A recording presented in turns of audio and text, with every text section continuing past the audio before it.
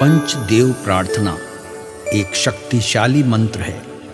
प्रातःकाल सच्चे मन से इसे सुनने से जीवन के सभी दुख तुरंत दूर होने लगते हैं। पंचदेव प्रार्थना को प्रतिदिन सुनने से जीवन के असंभव कार्य भी संभव हो जाते हैं। तो आइए सुनते हैं यह पंचदेव प्रार्थना। गजाननं भूतगणादिसेवितं कपित्थजम्बूफलचारुभक्षणम् उमासुतं शोकविनाशकारकम् नमामि विघ्नेश्वर पादपङ्कजम्। कर्पूरगौरं करुणावतारं संसारसारं भुजगेन्द्रहारं सदा वसन्तं हृदयारविन्दे भवं भवानी सहितं नमामि। शान्ताकारं भुजगशयनं पद्मनाभं सुरेशं विश्वाधारं गगनसदृशं मेघवर्णं शुभांगं लक्ष्मीकान्तं कमलनयनं योगिभिर्ध्यानगम्यं वन्दे विष्णु भवभयहरं सर्वलोकैकनाथम्।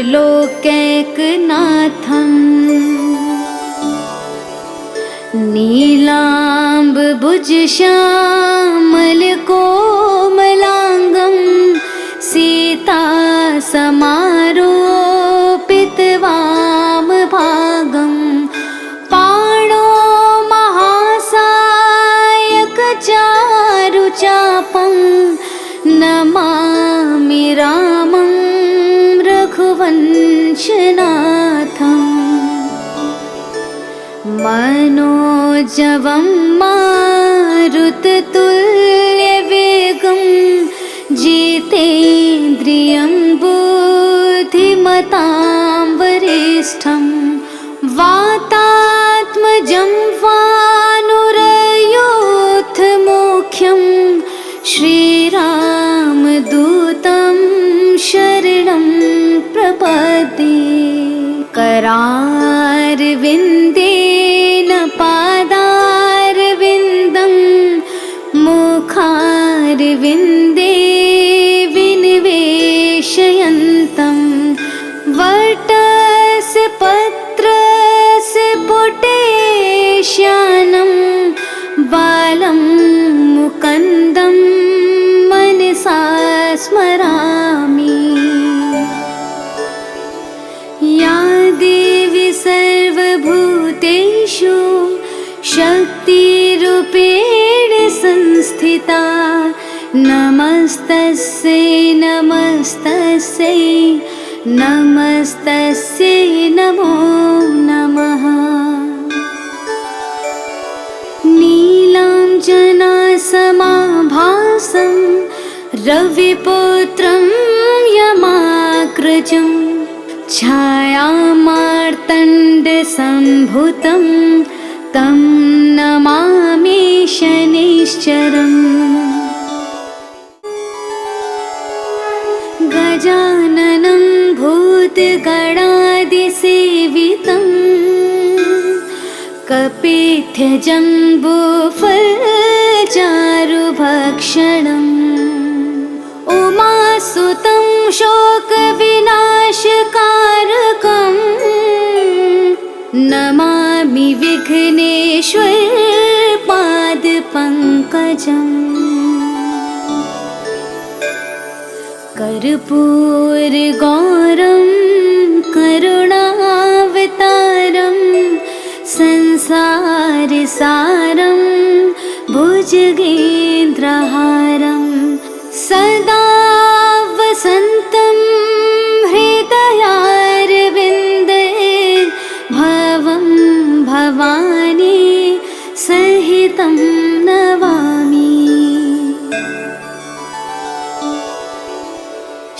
शान्ताकारं भुजगशयनं पद्मनाभं सुरेशं विश्वाधारं गगनसदृशं मेघवर्णं शुभांगं लक्ष्मीकान्तं कमलनयनं योगिभिर्ध्यानगम्यं वन्दे विष्णु भवभयहरं सर्वलोकैकनाथम्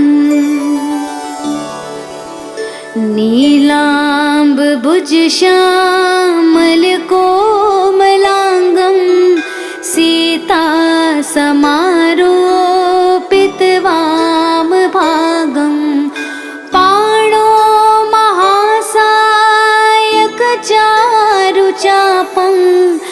नमामि रामं रघुवंशनाथम् मनोजवं मारुततुल्यवेगं जितेन्द्रियं बुद्धिमतां वरिष्ठं वातात्मजं वानुरयोधमुख्यं श्रीरामदूतं शरणं प्रपद्ये करारविन्देन पादारविन्दं मुखारविन्दे विनिवेशयन्तं वटस्य पत्रस्य पुटेश्यानं बालं मुकुन्दं मनसा स्मरामि। या देवी सर्वभूतेषु शक्तिरूपेण संस्थिता नमस्तस्यै नमस्तस्यै नमस्तस्यै नमो नमः।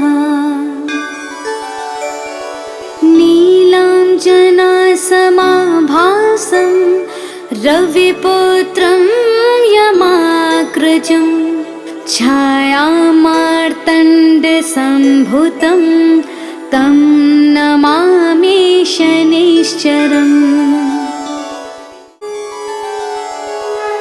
गजाननं भूतगणादिसेवितं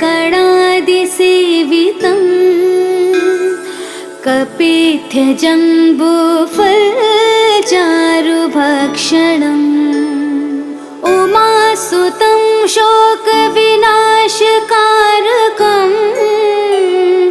नमामि विघ्नेश्वरपादपङ्कजम्।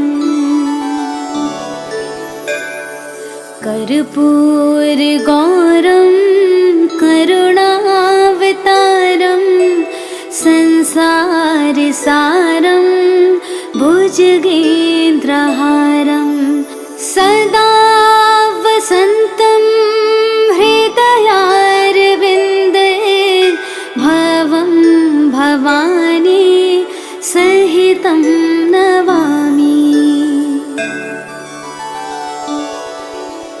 शान्ताकारं भुजगशयनं पद्मनाभं सुरेशं विश्वाधारं गगनसदृशं मेघवर्णं शुभांगं लक्ष्मीकान्तं कमलनयनं योगिभिर्ध्यानगम्यं वन्दे विष्णु भवभयहरं सर्वलोकैकनाथम्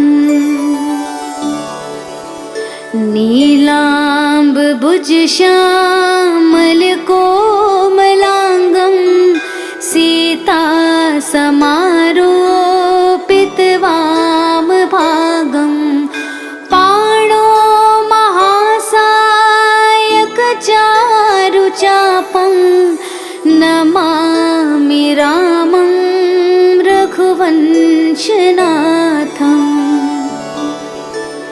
मनोजवं मारुततुल्यवेगं जितेन्द्रियं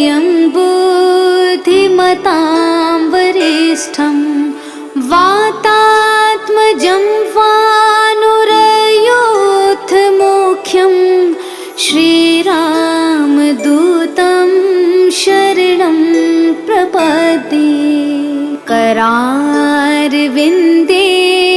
पादारविन्दं मुखारविन्दे विनिवेशयन्तं वटस्य पत्रस्य पुटेश्यानं बालं मुकुन्दं मनसा स्मरामि। या देवी सर्वभूतेषु शक्तिरूपेण संस्थिता नमस्तस्यै नमस्तस्यै नमस्तस्यै नमो नमः। नीलाञ्जनासमाभासं रविपुत्रं यमाग्रजं छायामार्तण्डसम्भूतं तं नमामि शनैश्चरम्। गजाननं भूतगणादिसेवितं कपित्थजम्बूफलचारुभक्षणम् उमासुतं शोकविनाशकारकं नमामि विघ्नेश्वर पादपङ्कजम्। कर्पूरगौरं करुणावतारं संसारसारं भुजगेन्द्रहारं सदा वसन्तं हृदयारविन्दे भवं भवानी सहितं नमामि। शान्ताकारं भुजगशयनं पद्मनाभं सुरेशं विश्वाधारं गगनसदृशं मेघवर्णं शुभांगं लक्ष्मीकान्तं कमलनयनं योगिभिर्ध्यानगम्यं वन्दे विष्णु भवभयहरं सर्वलोकैकनाथम्।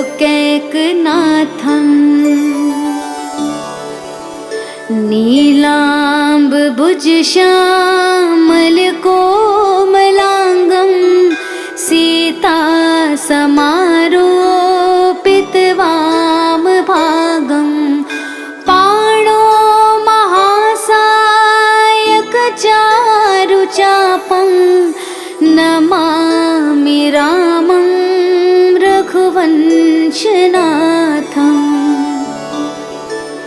मनोजवं मारुततुल्यवेगं जितेन्द्रियं बुद्धिमतां वरिष्ठं वातात्मजं वानुरयोधमुख्यं श्रीरामदूतं शरणं प्रपद्ये करारविन्देन पादारविन्दं मुखारविन्दे विनिवेशयन्तं वटस्य पत्रस्य पुटेश्यानं बालं मुकुन्दं मनसा स्मरामि। या देवी सर्वभूतेषु शक्तिरूपेण संस्थिता नमस्तस्यै नमस्तस्यै नमस्तस्यै नमो नमः। नीलाञ्जनासमाभासं रविपुत्रं यमाग्रजं छायामार्तण्डसम्भूतं तं नमामि शनैश्चरम्। गजाननं भूतगणादिसेवितं कपित्यजम्बूफलचारुभक्षणम् उमासुतं शोकविनाशकारकम् नमामि विघ्नेश्वर पादपङ्कजम् कर्पूरगौरं करुणावतारं संसारसारं भुजगेन्द्रहारं सदा वसन्तं हृदयारविन्दे भवं भवानी सहितं नमामि।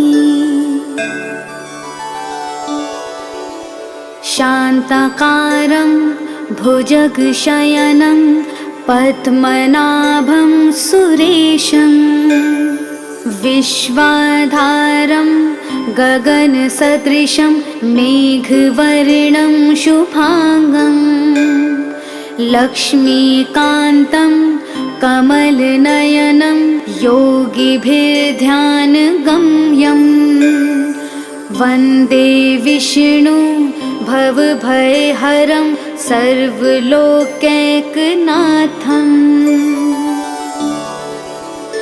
नीलाम्बुजश्यामलकोमलाङ्गं सीतासमारोपितवामभागं पाणो महासायकचारुचापं नमामि रामं रघुवंशनाथम् मनोजवं मारुततुल्यवेगं जितेन्द्रियं बुद्धिमतां वरिष्ठं वातात्मजं वानुरयूथमुख्यं श्रीरामदूतं शरणं प्रपद्ये। करारविन्देन पादारविन्दं मुखारविन्दे विनिवेशयन्तं वटस्य पत्रस्य पुटेश्यानं बालं मुकुन्दं मनसा स्मरामि। या देवी सर्वभूतेषु शक्तिरूपेण संस्थिता नमस्तस्यै नमस्तस्यै नमस्तस्यै नमो नमः। नीलाञ्जनासमाभासं रविपुत्रं यमाग्रजं छायामार्तण्डसम्भुतं तं नमामि शनैश्चरम्। गजाननं भूतगणादिसेवितं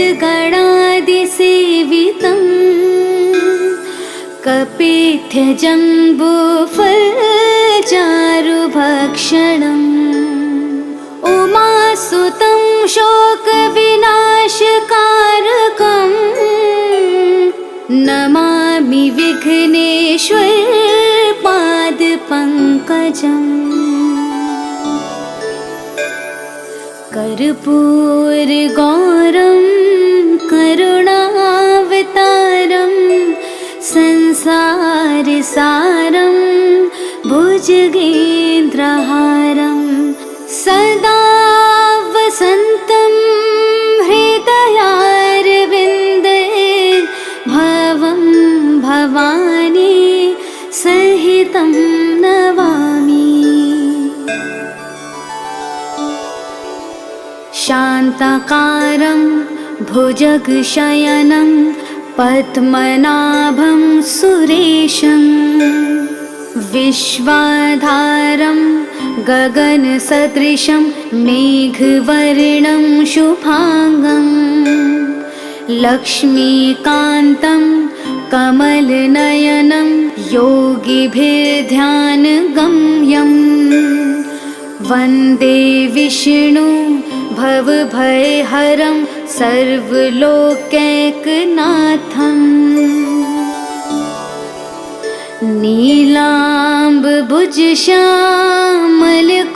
नीलाम्बुजश्यामलकोमलाङ्गं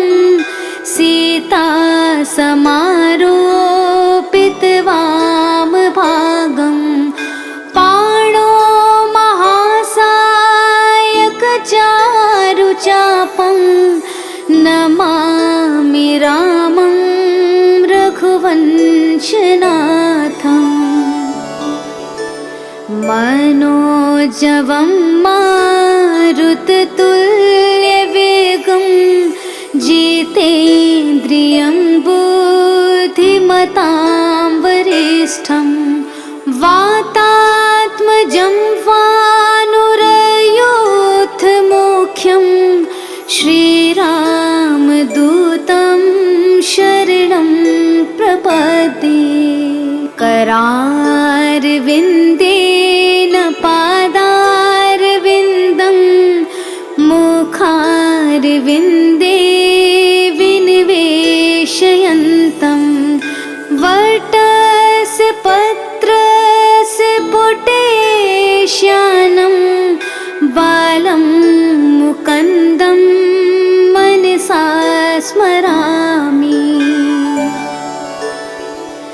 या देवी सर्वभूतेषु शक्तिरूपेण संस्थिता नमस्तस्यै नमस्तस्यै नमस्तस्यै नमो नमः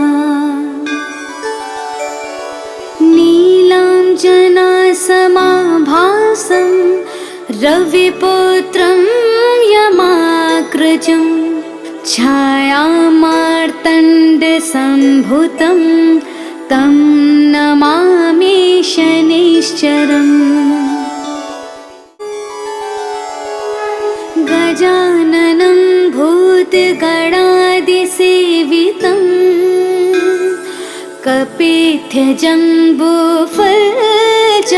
कपित्थजम्बूफलचारुभक्षणम् उमासुतं शोकविनाशकारकं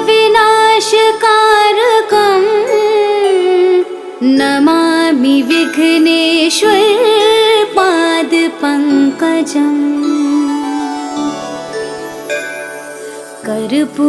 कर्पूरगौरं करुणावतारं संसारसारं भुजगेन्द्रहारं सदा वसन्तं हृदयारविन्दे भवं भवानी सहितं नमामि शान्ताकारं भुजगशयनं पद्मनाभं सुरेशं विश्वाधारं गगनसदृशं मेघवर्णं शुभांगं लक्ष्मीकान्तं कमलनयनं योगिभिर्ध्यानगम्यं वन्दे विष्णु भवभयहरं सर्वलोकैकनाथम्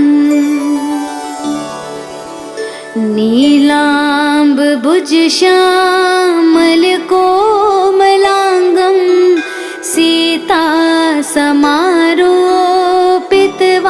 सीतासमारोपितवामभागं पाणो महासायकचारुचापं नमामि रामं रघुवंशनाथम् मनोजवं मारुततुल्यवेगं जितेन्द्रियं बुद्धिमतां वरिष्ठं